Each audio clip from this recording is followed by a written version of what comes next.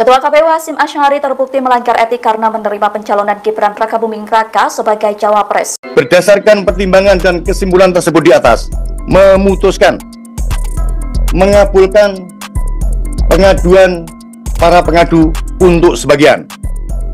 2. Menjatuhkan sanksi peringatan keras terakhir kepada Hasyim Asy'ari selaku teradu 1 dalam perkara nomor 135/PKE/DKPP/Romawi 12/2023 menyatakan 1. Para hakim terlapor secara bersama-sama terbukti melakukan pelanggaran terhadap kode etik dan perilaku hakim konstitusi sebagaimana tertuang dalam Sabta Karsa Utama, prinsip kepantasan dan kesopanan. 2. Menjatuhkan sanksi teguran lisan secara kolektif kepada para hakim terlapor. Banyak yang bilang bahwasanya misalnya nanti Prabowo benar-benar dilantik menjadi presiden, lalu Gibran dilantik menjadi wakilnya. Ini satu sejarah di mana wakil presiden kita atau pemimpin kita adalah produk dari ketetapan yang cacat secara etika, baik itu versi MK-MK atau bahkan dari jalur KPU-nya juga sampai divonis ada pelanggaran. Lalu ini dikaitkan dengan salah satu sudut pandang yang sederhana, apa-apa kalau awalnya sudah melanggar etika, bagaimana kita bisa berharap akan ada kebaikan di baliknya. Artinya lahirnya tidak normal, kira-kira seperti itu. Ada dua hal yang ingin saya bicarakan di sini. Yang pertama, kita bicara sejarah. Jauh sebelum ada Gibran ini, bahkan 1000 tahun yang lalu, kita tahu bagaimana kepemimpinan dalam Islam, yaitu dinasti Umayyah atau Umayyah disebutnya. Kita tahu bagaimana sejarah mencatat ada perebutan kekuasaan, ada konflik, di mana dari konflik itu lahirlah pemimpin, yaitu Umayyah ya, atau Umayyah ya. Kemudian setelah itu ada lagi dinasti berikutnya, dinasti Abbasiyah, di mana transisi dari dinasti Umayyah ke dinasti Abbasiyah itu juga tidak dicatat sebagai sejarah yang indah, tetapi sebaliknya dicatat sebagai sejarah yang penuh dengan konflik. Tetapi apakah dua dinasti ini lalu buruk? Kalau kita mengkaji sejarah Islam, dari dinasti Umayyah ada pemimpin yaitu Umar bin Abdul Aziz yang membawa Islam ke dalam sebuah kecerahan dan keemasan. Begitu juga di dalam dinasti Abbasiyah ada orang yang bernama Harun ar-Rasyid.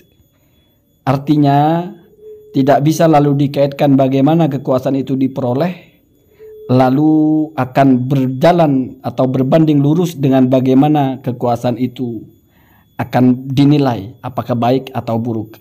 Terkadang malah tidak seperti itu, berbanding terbalik. Mungkin proses pencapaiannya tidak baik, tetapi kepemerintahannya atau kepemimpinannya berjalan dengan sangat baik. Apalagi kalau kasusnya Gibran ini masih jauh dibanding bagaimana konflik dinasti Abbasiyah dan dinasti Umayyah yang terjadi 1000 tahun yang lalu. Di sini konflik Gibran murni hanya masalah etika, bukan pertumpahan darah. Nah, begitu ya, kita tidak boleh terlalu banyak berbicara tentang itu. Kemudian ada juga kita tahu kerajaan Singosari, siapa pendirinya? Kenarok. Bagaimana dia membunuh ya, bagaimana dia merebut kekuasaan, menjadi Raja Tumapel lalu menjadi Raja Singosari. Itu sejarah, semua orang tahu bagaimana Singosari dibangun, bagaimana prosesnya. Lalu apakah itu penguasa yang buruk atau kerajaan yang buruk? Tentu tidak mesti demikian. Artinya tidak sepenuhnya dikonfirmasi oleh sejarah bahwasanya proses peraihan atau penguasaan sebuah kekuasaan Tidak mesti selalu, kalau itu tidak terlalu baik, maka kekuasaannya pun tidak akan terlalu baik. Tidak mesti demikian.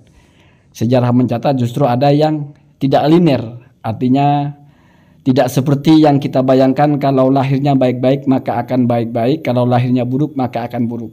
Maka kita tunggu saja bagaimana nanti mereka berdua ini akan menjalankan roda kepemimpinannya. Yang kedua, kalau kita bicara secara fikih, ini menarik sekali. Yang dilanggar oleh Gibran ini, atau proses Gibran menjadi cawapres lalu menjadi wapres, dianggap melanggar. Ingat, yang dilanggar adalah kode etik atau etika. Di dalam fikih kita tahu etika itu masuknya kepada sunnah, atau kalau dalam bab fikih itu masuk kepada adab. Jadi sunnah-sunnah dalam sholat itu dulu disebutnya itu adabus sholati.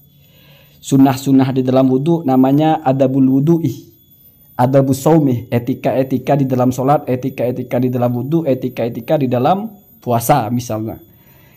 Di mana indikator atau karakter utama dari etika adalah tidak menentukan keabsahan. Karena nilai etika di situ di bawah syarat dan rukun. Kalau menentukan keabsahan, maka itu masuknya syarat dan rukun. Kita tahu kalau dalam sholat ada syarat, ada rukun, ada kesunahan. Kalau kesunahan itu dilanggar atau tidak dilaksanakan, maka sholatnya sah-sah saja. Berpahala juga dan sudah dianggap sah sebagai menggugurkan kewajiban kita. Artinya produk yang lahir dari kecacatan etika, dalam artian tidak memenuhi etika, itu tidak lalu menentukan keabsahan dari produk tersebut. Pemimpin yang mungkin dilantik atau diangkat atau memperoleh kepemimpinannya dengan cara melanggar kode etik tidak lalu dianggap pemimpin yang tidak sah. Itu jelas. Bahkan ada yang lebih ekstrim. Misalnya Anda sholat. Saya tidak perlu bacakan kitabnya karena ini informasi umum saja. Dengan menggunakan pakaian, baju atau celana, di mana pakaian itu tidak halal. Artinya Anda mencuri atau membelinya dengan uang curian. Maka sholatnya secara hukum sah. Padahal jelas di situ ada pelanggaran yang pahit, pelanggaran yang tajam, yaitu Anda mencuri, tapi sholatnya sah. Atau mungkin Anda mencuri atau sholat di rumahnya orang, sholat di rumahnya orang di mana Anda berada di situ tidak boleh karena hak orang lain. Anda tidak boleh menempati di situ karena bukan hak Anda. Tapi Anda sholat di situ, sholatnya sah.